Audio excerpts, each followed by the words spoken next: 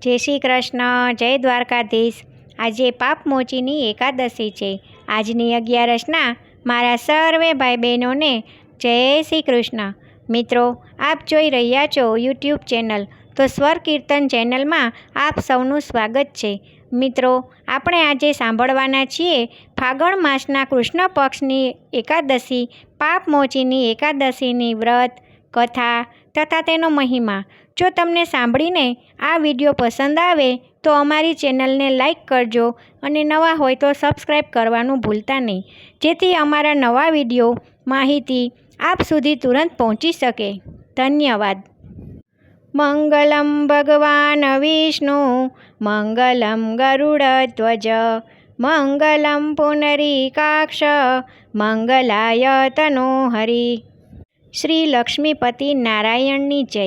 મિત્રો, એકાદશી એટલે કે 11મી તિથિ, જે એકાદશી વ્રત કરવાથી ભક્તોની તમામ મનોકામના પૂર્ણ થાય છે, સાથે જાણતા અજાણતા પાપ દોષોમાંથી પણ મુક્તિ થાય છે, સુખ સમૃદ્ધિની પ્રાપ્તિ થાય છે।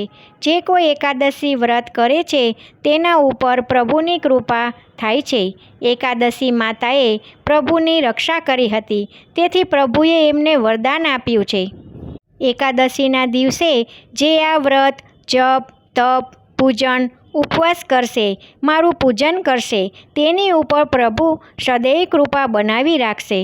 માટે એકાદશીના દિવસે ભક્તો વ્રત ઉપવાસ કરે છે, ભજન કીર્તન કરે છે। શાસ્ત્રમાં પણ ખૂબ એનું મહત્ત્વ બતાવવામાં આવ્યું છે।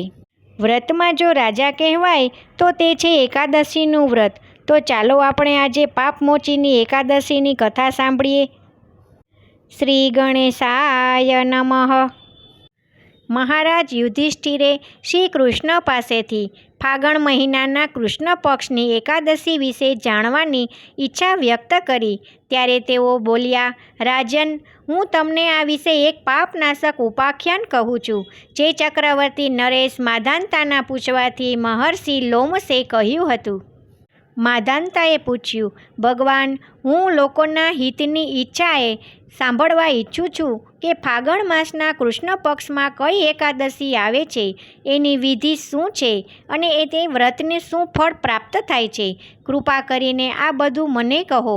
લોમેશજીએ કહ્યું, નરેશોમાં શ્રેષ્ઠ રાજન, પૂર્વકાળની વાત છે। અપ્સરાઓ દ્વારા સેવિત ચૈત્રરથ નામના વનમાં, કે જ્યાં ગંધર્વોની કન્યાઓ પોતાના કિકારો સાથે વાદ્યો વગાડીને વિહાર કરે છે, ત્યાં મંજુઘોષા નામની અપ્સરા મુનિવર મેઘાવીને મોહિત કરવા માટે ગઈ। મહર્ષિ ચૈત્રરથ વનમાં રહીને બ્રહ્મચર્યનું પાલન કરતા હતા। મંજુઘોષા મુનિના ભયથી આશ્રમથી 1 કોસ દૂર રોકાઈ ગઈ અને સુંદર રીતે વીણા વગાડતી વગાડતી મધુર ગીતો ગાવા લાગી। મુનિશ્રી મેઘાવી ફરતા ફરતા ત્યાં જઈ પહોંચ્યા અને સુંદર અપ્સરાને આ રીતે ગાતી જોઈને અકારણ જ મોહને વશીભૂત થઈ ગયા। મુનિની આવી અવસ્થા જોઈને મંજુઘોષા એમની પાસે આવી વીણા નીચે મૂકીને એમને આલિંગન કરવા લાગી। મેઘાવી પણ એની સાથે રમણ કરવા લાગ્યા। દિવસ રાતનું પણ એમને ભાન ન રહ્યું। આ રીતે ઘણા દિવસો પસાર થઈ ગયા। સમય જતાં મંજુઘોષા દેવલોકમાં જવા લાગી। જતી વખતે એણે ઋષિમુનિને કહ્યું, બ્રાહ્મણ, મને હવે મારા લોકમાં જવાની રજા આપો। મેઘાવી બોલ્યા, દેવી, જ્યાં સુધી સવારની સંધ્યા ન થાય ત્યાં સુધી મારી પાસે જ રહો। અપ્સરાએ કહ્યું, વિપ્રવર, અત્યાર સુધી કોણ જાણે કેટલીય સંધ્યાઓ જતી રહી, મારા પર કૃપા કરીને વીતેલા સમયનો વિચાર કરો। લોમેશજી કહે છે, રાજન, અપ્સરાની વાત સાંભળીને મેઘાવી ચકિત થઈ ગયા। એ સમયે એમણે વીતેલા સમયનો હિસાબ બતાવ્યો તો ખબર પડી કે મંજુઘોષા સાથે રહેતા એમણે 57 વર્ષ થઈ ગયા। અપ્સરાએ પોતાની તપશ્ચર્યાનો વિનાશ કરનારી જાણીને મુનિને એના પર ઘણો ક્રોધ આવ્યો। એમણે શાપ આપતા કહ્યું, પાપીણી, તું પિશાચીની બની જા। મુનિના શ્રાપથી વિચલિત થવા છતાં એ વિનયથી મસ્તક નમાવીને બોલી, મુનિવર, મારા શ્રાપનો ઉદ્ધાર કરો। સત્ય પુરુષો સાથે 7 વાક્યો બોલવાથી અથવા 7 ડગલા ચાલવા માત્રથી જ એમની સાથે મિત્રતા થઈ જાય છે। બ્રાહ્મણ, હું અનેક વર્ષો સુધી આપની સાથે રહી છું। આથી સ્વામી મારા પર કૃપા કરો. મુનિ બોલ્યા, ભદ્રે, શું કરું? તે મારી વર્ષોની તપશ્ચર્યાનો નાશ કર્યો છે. છતાં પણ સાંભળ, ફાગણ માસમાં કૃષ્ણ પક્ષમાં જે શુભ એકાદશી આવે છે એનું નામ છે પાપમોચીની. એ શ્રાપથી મુક્ત કરનારી અને બધા પાપનો ક્ષય કરનારી છે. સુંદરી, એનું જ વ્રત કરવાથી તારું પિશાચપણું દૂર થશે. આમ કહીને મુનિશ્રી મેઘાવી પોતાના પિતા મુનિવર ચ્યવનના આશ્રમમાં ગયા. એમને આવેલા જોઈને મુનિવર ચ્યવનજીને પૂછ્યું, પુત્ર, આ શું કર્યું? તે તો તારા પુણ્યનો નાશ કરી નાખ્યો. મેઘાવી બોલ્યા, પિતાશ્રી, મેં અપ્સરા સાથે વિહાર કરવાનું મહાપાપ કર્યું છે. હવે આપ જ એનું પ્રાયશ્ચિત બતાવો કે જેથી મારા પાપનો નાશ થઈ જાય. ચ્યવનજી બોલ્યા, પુત્ર, ફાગણ માસમાં કૃષ્ણ પક્ષમાં જે પાપમોચીની એકાદશી આવે છે એનું વ્રત કરવાથી તારા પાપોનો વિનાશ થઈ જશે.